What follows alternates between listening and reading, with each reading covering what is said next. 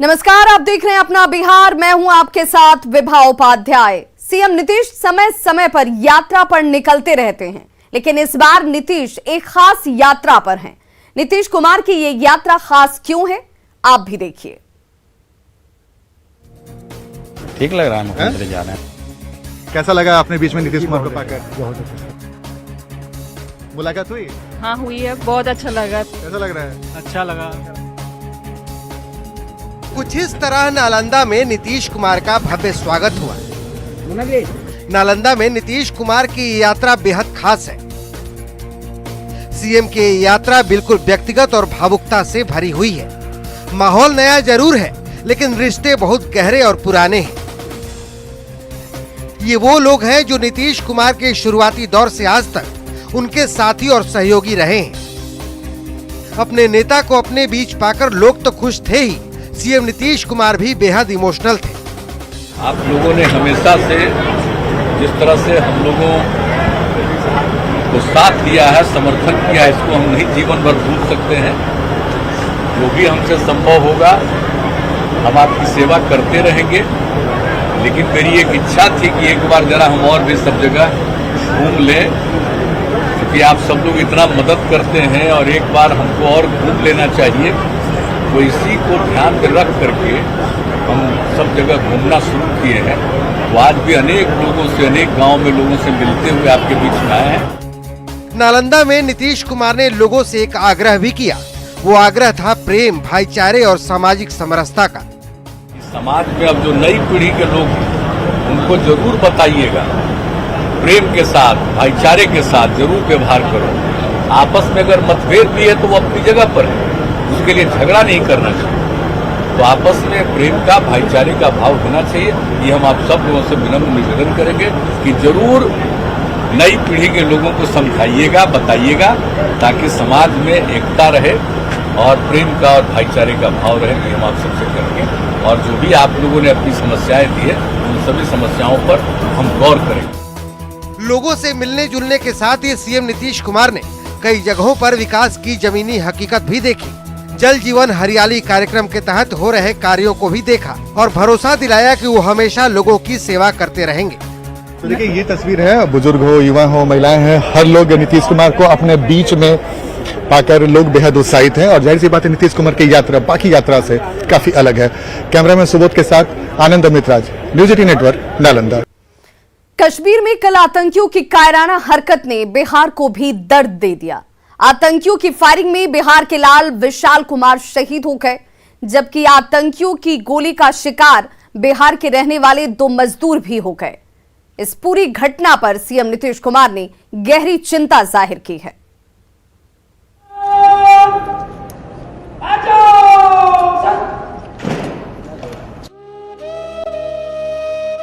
आंखें नम जरूर थी, लेकिन विशाल की शहादत पर गर्व से सीना चौड़ा था कि बिहार के इस लाल ने देश की रक्षा के लिए अपने प्राणों की आहुति दे दी। शहीद विशाल अमर रहे, शहीद विशाल अमर रहे, शहीद विशाल अमर रहे।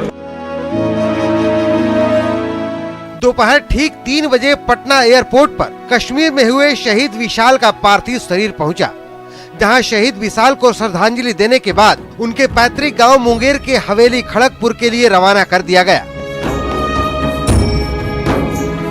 सोमवार को श्रीनगर के मेसुमा इलाके में विशाल ड्यूटी पर तैनात थे।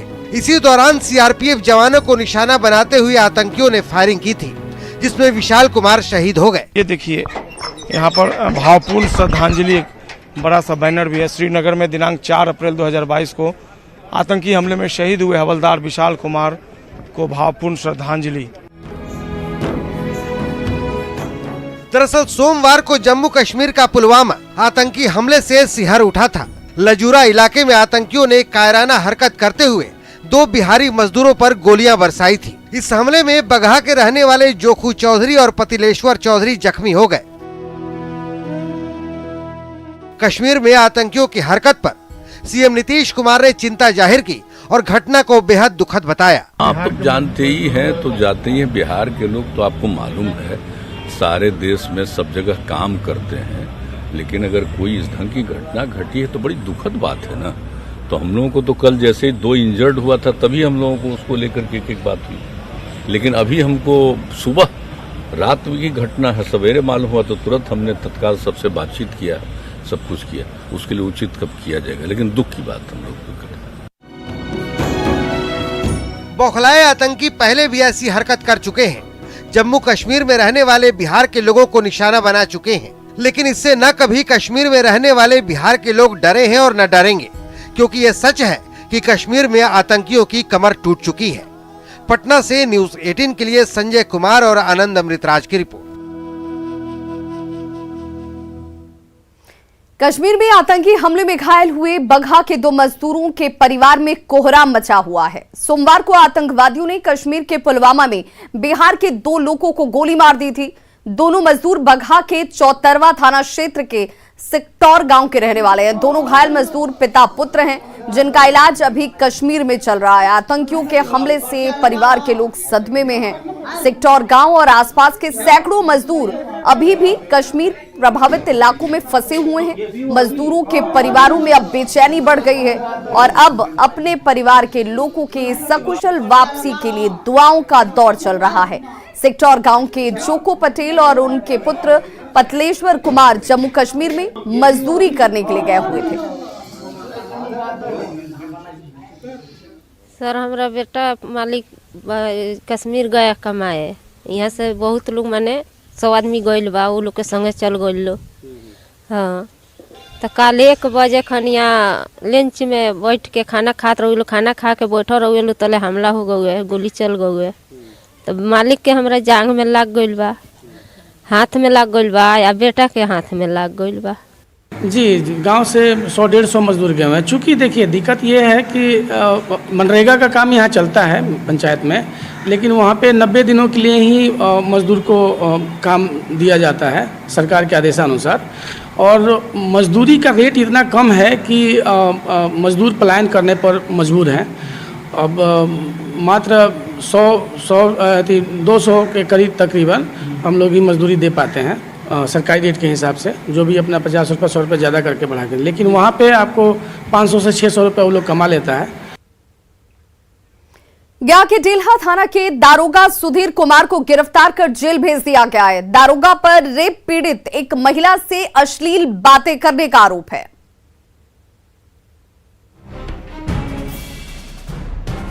तीन वर्दीधारियों के बीच घिरा नीली शर्ट वाला ये शख्स भी कानून का सिपाही है, लेकिन अब वर्दी उतर गई है, क्योंकि एक रेप पीड़िता से पूछताछ के नाम पर इस दारोगा ने कानून और नैतिकता की सारी हदें लांघ दी थी, जिसके आरोप में गया की महिला थाना पुलिस ने गया के ही डेल्हा थाने में दारोगा पद पर तैनात सुधीर कुमार को गिरफ्तार कर लिया। डेल्हा थाना के सब इंस्पेक्टर। क्या मामला है इन पर?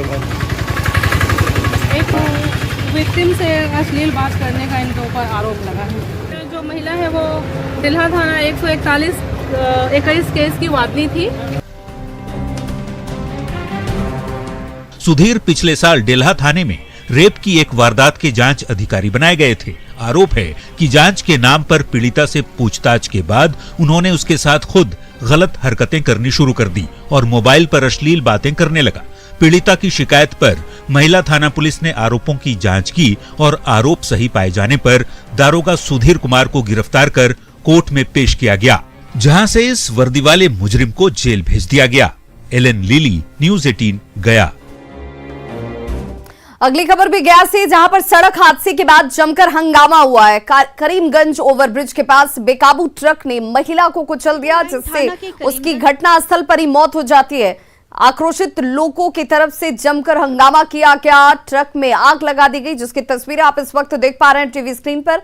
हादसे के बाद गुस्साए लोगों की तरफ से जमकर हंगामा हुआ। गया में बेकाबू ट्रक में गुस्साए लोगों ने आग फूंक दिया। दरअसल सिविल लाइन थाना के करीमगंज ओवरब्रिज के पास एक बेकाबू ट्रक ने महिला को रौंद दिया। अनियंत्रित ट्रक की चपेट में आने से महिला की मौके पर ही मौत हो गई। महिला के शव को परिजन उठाकर घर ले गए, लेकिन गुस्साई भीड़ मानने को तैयार नहीं थी। हादसे में महिला की मौत के बाद गुस्साए लोगों ने ट्रक में आग लगा दी। देखते ही देखते आग ने ट्रक के अगले हिस्से को अपनी जद में ले लिया। ट्रक का अगला हिस्सा जलकर खाक हो गया। गुस्साई भीड़ को देख ट्रक का ड्राइवर ट्रक छोड़कर मौके से फरार हो गया। ट्रक में आग लगाए जाने की खबर पुलिस तक पहुंची। तुरंत फायर ब्रिगेड की टीम मौके पर पहुंची। ट्रक में लगी भीषण आग को दमकल की गाड़ियों से बुझाने की कोशिश की गई। कड़ी मशक्कत के बाद ट्रक में लगी आग पर काबू पाया गया, लेकिन तब तक ट्रक का अगला हिस्सा पूरी तरह जलकर खाक हो चुका था। पुलिस ने ट्रक को अपने कब्जे में ले लिया और ट्रक ड्राइवर की तलाश कर रही है। सासाराम अनुमंडल के नोखा के सिंहवा और परसिया गांव में गेहूं के खेत में भीषण आग लग गई। आगजनी में 100 बीघे से अधिक की फसल जलकर राख हो चुकी है। वहीं 2 महिलाओं के भी झुलसने की खबर आ रही है।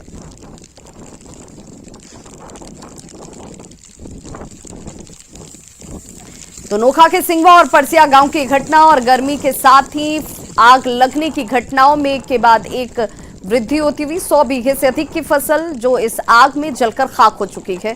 साथ ही 2 महिलाओं के झुलसने की भी बात सामने आती हुई। वहीं कैमूर में भी गेहूं के खेत में अचानक आग लग जाती है, जिसमें 25 एकड़ में लगी हुई गेहूं की फसल जलकर खत्म हो चुकी है। बिजली के शॉर्ट सर्किट से नुआव गांव में गेहूं के खेत में ही आग लग गई, जिसमें खेत में लगी फसल जलकर राख हो गई।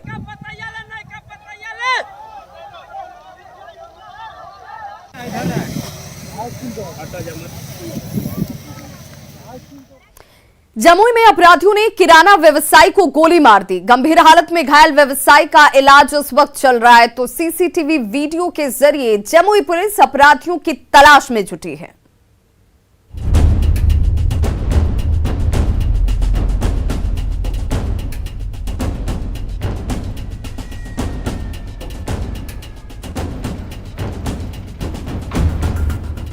रात का समय है, दुकान में सन्नाटा है। व्यवसायी अशोक सिंह ताला लगाकर घर लौटने की तैयारी कर रहे हैं। तभी एक बाइक रुकी और उससे 2 अपराधी नीचे उतरे। जैसे अपराधी नंबर 1 ने पिस्टल तानी, व्यवसायी डर के मारे कांपने लगे। अपराधी और व्यवसायी के बीच तू मैं होने लगी। तभी व्यवसायी ने हिम्मत जुटाकर पिस्टल छीनने की कोशिश की तो वो गुंडा तैश में आ गया और पिस्टल चमकाने लगा। अपराधी का इरादा भांपकर व्यवसायी जान बचाकर भागने लगे और धड़ाम से जमीन पर गिर पड़े। तभी उस अपराधी ने व्यवसायी पर निशाना साधकर ट्रिगर दबा दिया और गोली चलते ही वहां से भाग निकला। परिजनों ने तुरंत घायल व्यवसायी को बेगूसराय के अस्पताल में भर्ती कराया।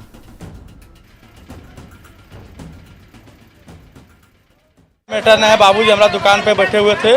9 बजे 3 अपराधी आया और पप्पू जी के पैर में गोली मार के चला गया।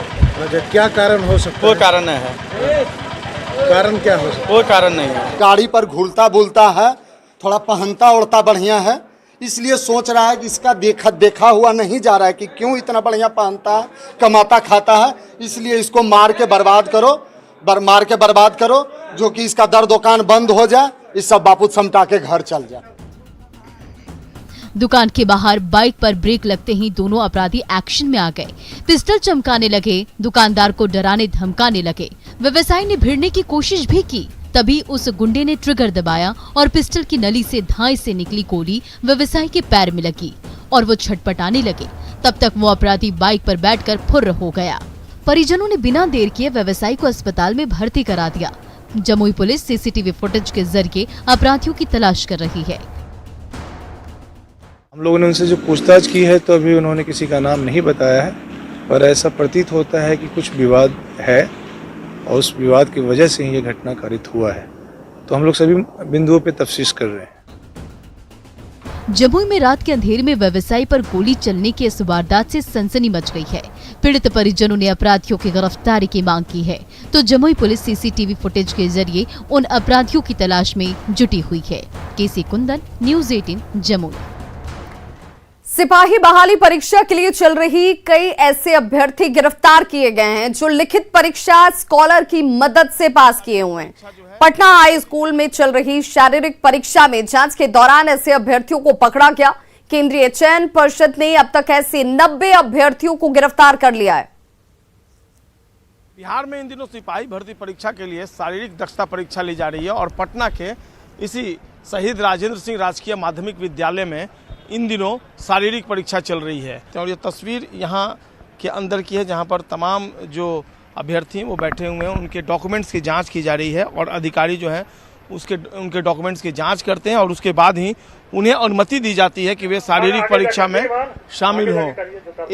एक जो महत्वपूर्ण बात है वो ये है कि शारीरिक परीक्षा में कई जो फर्जी अभ्यर्थी हैं वो पकड़े जाते हैं, यानी उन्होंने रिटन परीक्षा में स्कॉलर को अपनी जगह पर बिठाया हुआ होता है और शारीरिक परीक्षा में वह खुद एग्जाम देने चले आते हैं। तो ऐसे काफ़ी संख्या में अभ्यर्थी गिरफ्तार किए गए हैं यहाँ पर जो चयन पर्षद है उसके अधिकारियों द्वारा, और अब तक कुल 90 अभ्यर्थी जो है वो गिरफ्तार कर लिए गए हैं पूरे बिहार से। और ये कोई पहला वाकया नहीं है, हर साल इसी तरीके से गिरफ्तारी होती है।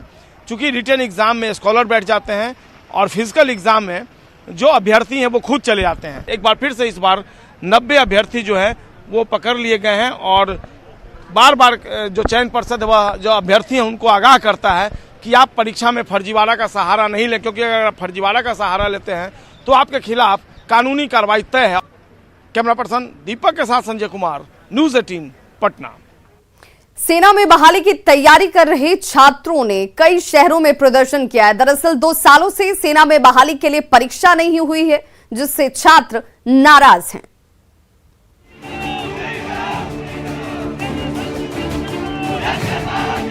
सासाराम, शेखपुरा के साथ साथ कई शहरों में सेना में भर्ती होने की तैयारी कर रहे युवाओं ने प्रदर्शन किया। आर्मी में भर्ती होने की चाह रखने वाले युवाओं ने सासाराम के पोस्ट ऑफिस चौराहा को जाम कर दिया।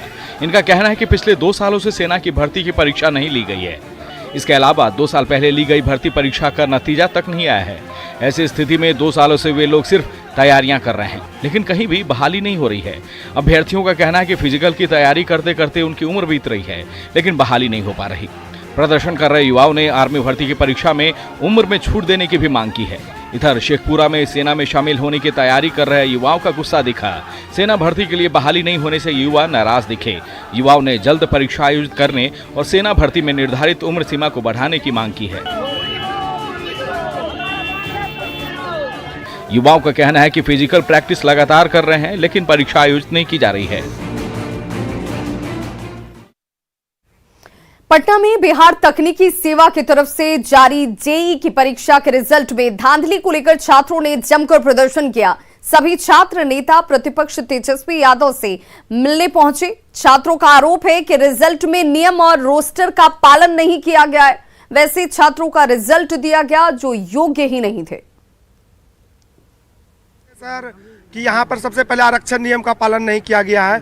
दूसरी बात, आयोग ने कहा था जिस समय एडवर्टाइजमेंट निकला था कि मैं एक्सपीरियंस वाले को 60% में रखूंगा। सबसे पहले तो मैं सरकार को 60% 40% जो विभाग गवर्नमेंट पॉलिटेक्निक को 40% दिया गया है। के द्वारा ही लिखा गया है, संबंधित संस्थान से प्राप्त सत्यापन प्रतिवेदन के अनुसार डिप्लोमा प्रमाण पत्र फर्जी पाए जाने के कारण इनको अयोग्य कर दिया गया, 0 कर दिया गया। इनका रजिस्ट्रेशन नंबर देखा जाए 91,923 है और इसका फाइनल रिजल्ट में देखा जाए, इनका देखिए फाइनल रिजल्ट में नाम आया हुआ है।